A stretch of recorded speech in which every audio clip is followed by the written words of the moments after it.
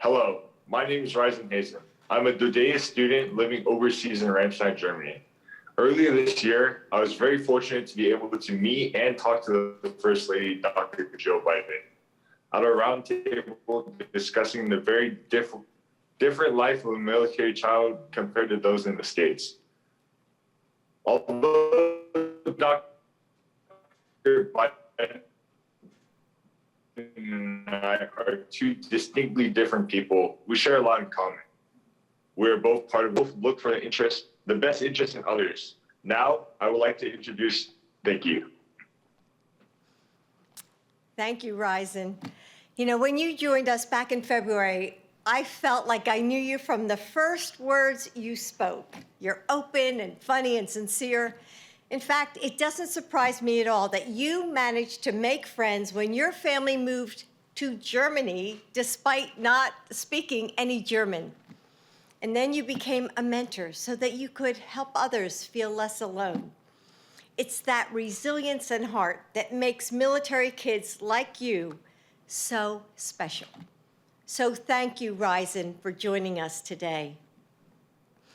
You know, I'll never forget the emotions that ran through me as I stood in front of the bow of the 2,000-ton USS Gabriel Giffords to christen her, just praying the bottle I held in my hands would break when it was time. I was nervous and excited, and most of all, deeply proud to become an honorary member of the crew's family, or as they say, a shipmate for life. Surrounded by the sounds and shouts and cheers, I thought of the brave soldiers who would make up her crew and the families who stood by them.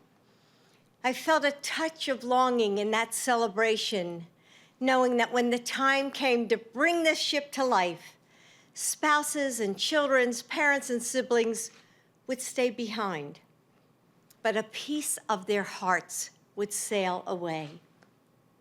There's no ribbon cuttings or showers of champagne to christen their journey, but it is that, a journey through the months apart, happy homecomings and more deployments, the transition to life after the military.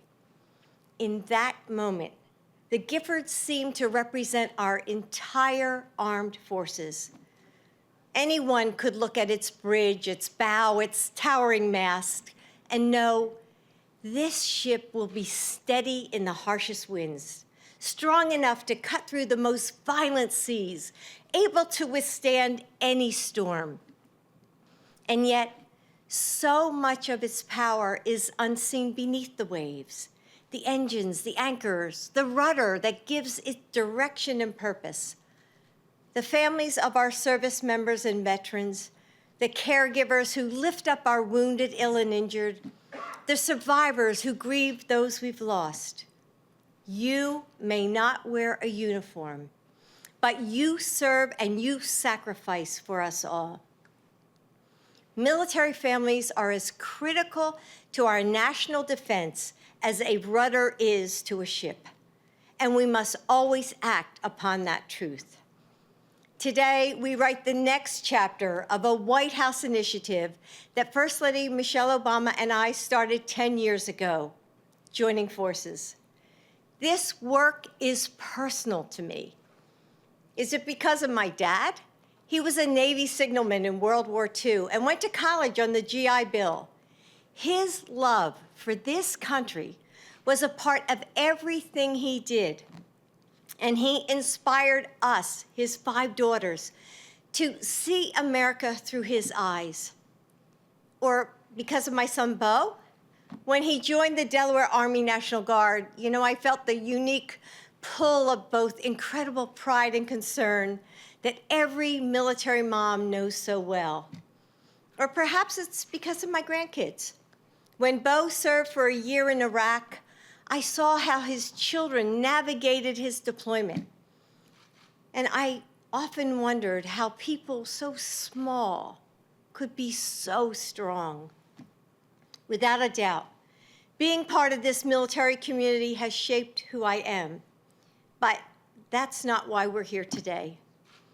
We're here because of you, the people behind me on these screens, because of the stories that you have shared with me, your joys and your challenges, from difficult PCSs to the lack of childcare on and off bases, from fighting to keep your own careers and your identities, and to saying goodbye to beloved schools and friends, from caring for your loved ones to mourning those who have been lost.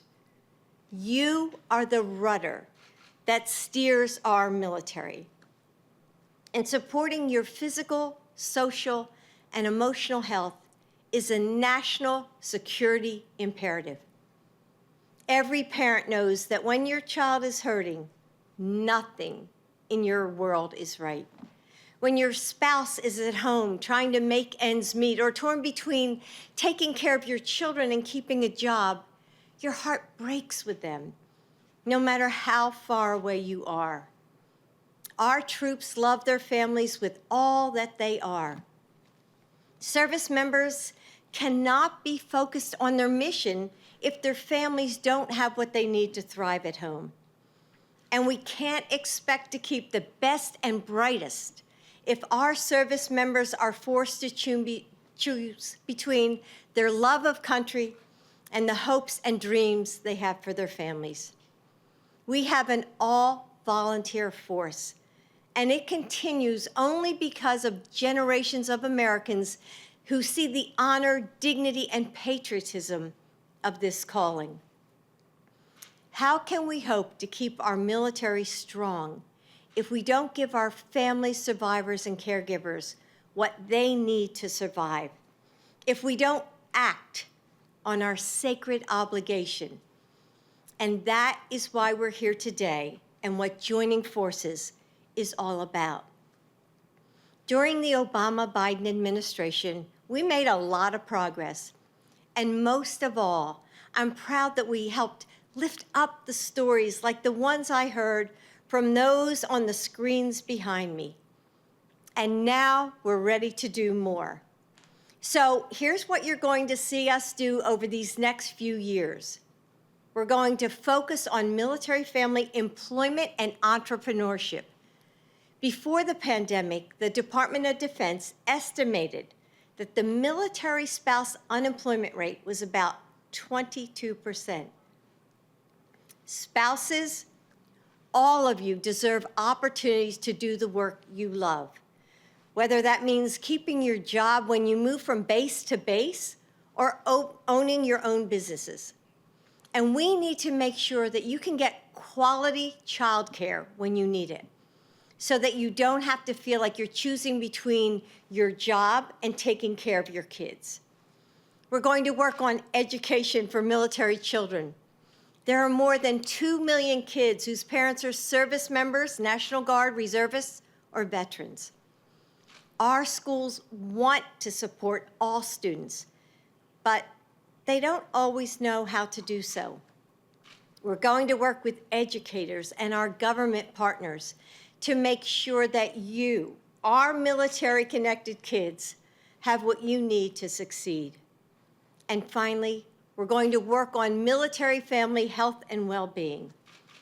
Just 1% of our country has shouldered the burden of 20 years of war. No one has more strength and grit and resilience than our military families. But you can't do this alone. We have to help you carry this weight by improving access to mental health resources, ensuring everyone can put food on the table, and supporting caregiving families and survivors. So far, we already have commitments from the Departments of Defense, Labor, and Education. And this is just the beginning. Our effort will take all of our government working together, and we expect every agency to step up and be part of it. This is a community bound together by love. Love for our country, love for your service members, and love for the communities you build together. And it's time that we match that devotion. Your commander-in-chief understands that there is no greater honor than serving those who serve our country, everyone who serves. He's going to make sure that you and your community are seen. And our goal is that this work will live on long after we leave as a permanent priority for every White House. Because you deserve nothing less. So thank you for all that you do. May God bless our troops and their families. Thank you.